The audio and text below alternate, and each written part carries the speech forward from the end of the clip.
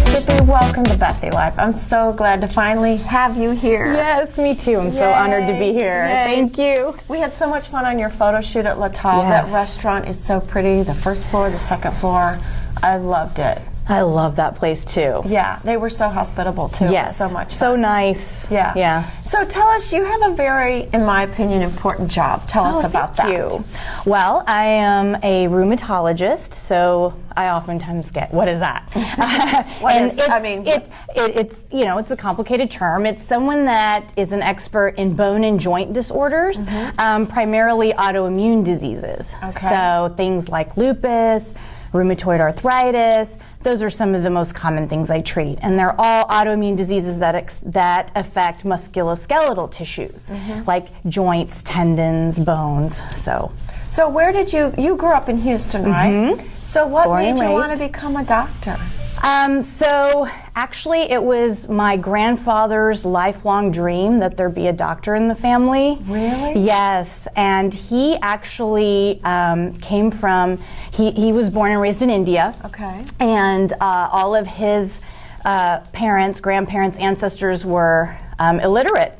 And so he was the first child amongst anyone in our family to push to go to school. He had to beg to go to school. Wow. And he finished, I think, up at about 10th grade, which was a magnificent achievement at the time. Wow. And he wanted my father to be an engineer and my aunt, his daughter, to be a doctor, but she wasn't able to. And so since I was born, he had been, you know, in my ear, like, you have to be a doctor. And my parents had the same dream, and so it was almost a destined path for me.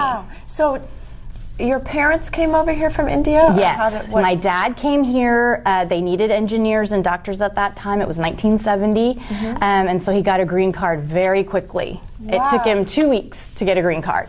And he came, he had a family that sponsored him here in Houston, so he actually came straight to Houston, which is a little bit rare.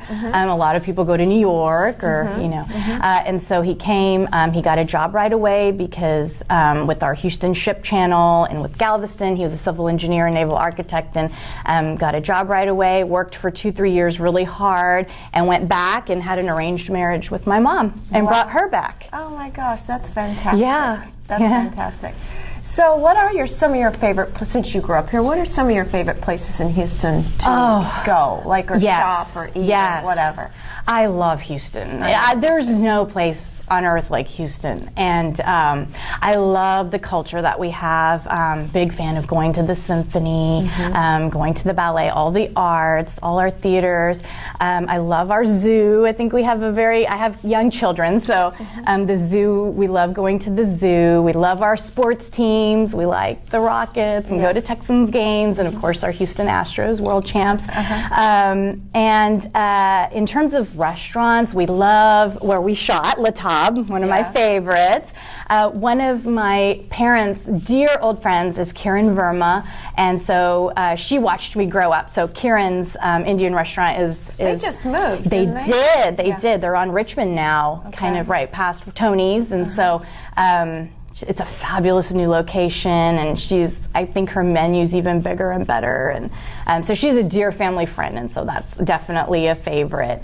I also love Robert Del Grande and Cafe Annie. It's such a classic Houston place, and DeMarco. I think if you can't go to Italy, it's pretty, or Sicily, it's very, very close. Yeah. So you probably don't have much free downtime, but what do you like to do? No, that was a funny thing. I remember you asking Christy Bradshaw that, and she was like, I'm what sorry, is that? What? It's a foreign language. Yes, no, but I think for me, spending time with family and friends, I'm very blessed. My immediate family and even most of my extended family lives in Houston. Oh, that's nice. And so we have, you know, family get-togethers, and we try to get together as much as possible. I have a young daughter who's 2. Her name's Seva, and she's a sassy thing. But she has my sister's daughter is a year old, so they're about a year apart. So we like getting the girls together, and we're blessed. My parents live in town, so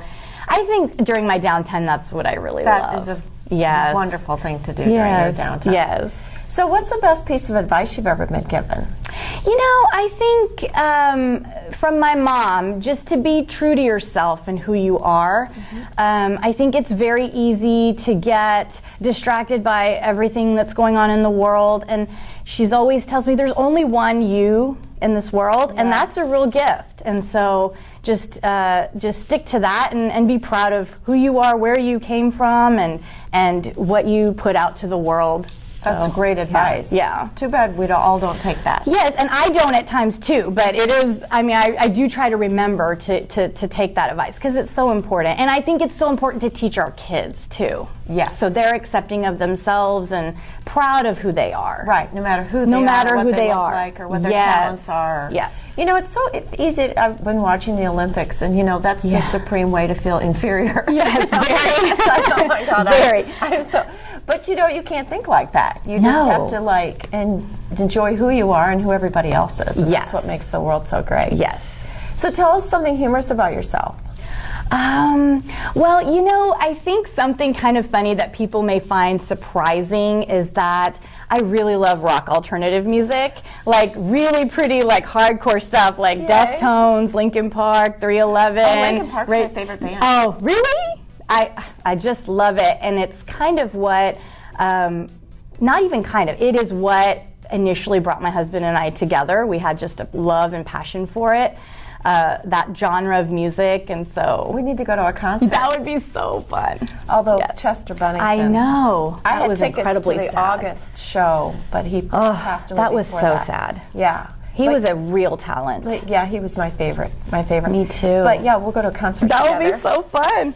Rock on. So that's great. Did you hear that, everybody? So if you weren't a doctor, maybe what profession would you be in? I would definitely want to be concertmaster of a symphony. Oh. Yes, especially the Houston Symphony, if it was possible. I grew up playing violin, being part of many different orchestras. I even taught for a while. Really? I was in the conservatory when I was in college, and you know, at some point medicine takes over because it's so difficult and complicated, but that is truly my love. Do you get the opportunity to play much? Yes, I do. I used to be part of a few doctors' orchestras. Sorry, my phone. That's okay. Keep talking. Okay.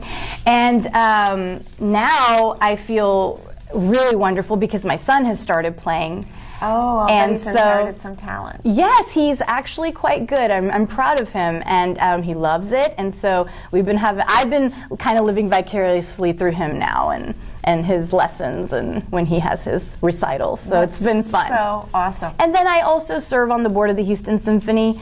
So I feel like I can give back that way too, and be a part of it. Yes. So that's how I'm with Houston Valley. It's that's right. Yeah. Yes. Same idea. Same idea. So where do you like to travel? Well, our happy place is Los Cabos. We love going to San Jose because it's so easy. It's a 2-hour flight, and you truly feel you've been somewhere exotic, and you can go for a weekend and come back. But we love Europe, going all over. Do you go to India? We do. So I would say every 4 or 5 years we make a trip there. Yeah. And we still have some distant relatives that live there. And I'm actually very excited to take my children, probably in a year or two, since they was so little. But I want them to see where they came from, and then I also want to take them to some of the places that I do some charitable work with, brought them to go to the schools that they have built for the destitute and the children that live in slums there. Yeah. And I want them to see all of that and see how blessed they are, and how important it is, and kind of how big of a responsibility we do have to help those poor innocent children. Right. So for 2 reasons it's important. So I will definitely be going back soon. And yeah, I think that'd be great for your children. yes, it's important to see that. So do you have any irrational fears? I do. Cockroaches. Oh, that's not irrational. Oh, I feel like it is, because if you ever saw me around one, so you'd think it was like this tall. Yes. Yeah. I'm just deathly. You're not the first person to say that Really? in this interview. Yeah. Oh, I'm deathly scared of them, and I just don't even know why. And they're so little. They're so little, and they really are harmless. I mean, they may spread a little disease here and there, but who doesn't? No, they're pretty harmless. And I know, but I am terrified. I live right on Buffalo Bayou, so I yeah. obviously during Harvey had issues, and after they finally got my apartment fixed, I had some roach issues. Sure. And they took care of it, but oh my God. It's kind of For PTSD. a while, I was like, ugh. I know. It's all better now, but. And I think mine started when I was doing my residency at UTMB in Galveston, and they are huge there, and you cannot avoid them. And one morning I was getting ready to go, and I had to wake up for these rotations at like 5 a.m, and I was like tired, and I look up, and one is just crawling up my chest. So I think I would never get over that. I think that's what where it stemmed from, and I just cannot. No. So you have beautiful skin. Oh, thank you. Tell us some of your beauty secrets or tips. Sure. Well, I do really prescribe to drink a lot of water. I know it sounds cliche, but it's really true. I mean, if you don't get enough, you can't stay hydrated. None of your organs can work well, and it's important. And I really do get 8 or more hours of sleep a night. Oh, you do? I would say about 80% of the time, I really try to. And if I don't, then I try to catch up on sleep on the weekends, and I think that has helped a lot. And I think it's, I do get facials about once a month. Nice. I do these Gino hydrodermy facials, which what does that mean? They basically use ultrasound and they infuse this gel, this hydration into your skin. Really? And it works Where so do you go? well. I go to no, not at all. I go to Boutique in Rice Village. Boutique. Yes, they've been around for 50 years, I think, and they try to do a lot of state-of-the-art. I want to try that. That sounds fantastic. I really love it. And it's so benign. It's it's nothing invasive, and it's just adding extra moisture to your skin, and you'll see a glow. So you just were named Best Dressed. What or who is the influence on your style, or what? Oh, sure. Describe your style to us. I like to look put together, but in a simple, uncomplicated way. I think that's the best way to put your foot forward. And I will tell you one piece of advice that Lynn Wyatt gave me, which I hold close to my heart. I would take that advice and all day long. I do take it. And she said, when you get up in the morning, take your time, put on your face, make sure you like it, make sure you're happy with it, and then don't mess with it for the rest of the day. Just move on with your day, and don't keep checking yourself, and don't keep, fitzing with yourself. Just be confident and move throughout your day. And she said you will look good because you took the time, but you will accomplish so much throughout your day because you have you're not constantly concerned about what your appearance is and how you look to the world. That's really good advice. I thought so too. Especially for a busy woman like you. Yes. And so she said that's how she gets so much accomplished, and yet she, as we know, looks amazing, perfect all the time. Yeah. So I thought that was really good advice. That's great advice. Just do it right. Yes. In the morning, and then you don't have to think about it. Then you don't think about it. Go on with other things. Yeah. And I also love, for the last decade or so, I've just admired Michelle Obama. I think she just, she's of course effortlessly stylish, but she just exudes this, confidence and strength and intelligence, and I really admire it and try to emanate her qualities. I really admire them. Yeah. Well, I think you're the most stylish doctor ever. Oh, thank you. So we're so glad to have you here. I love all your answers. Thank you so much. Thank you, Beth. That's a wrap. Thank you.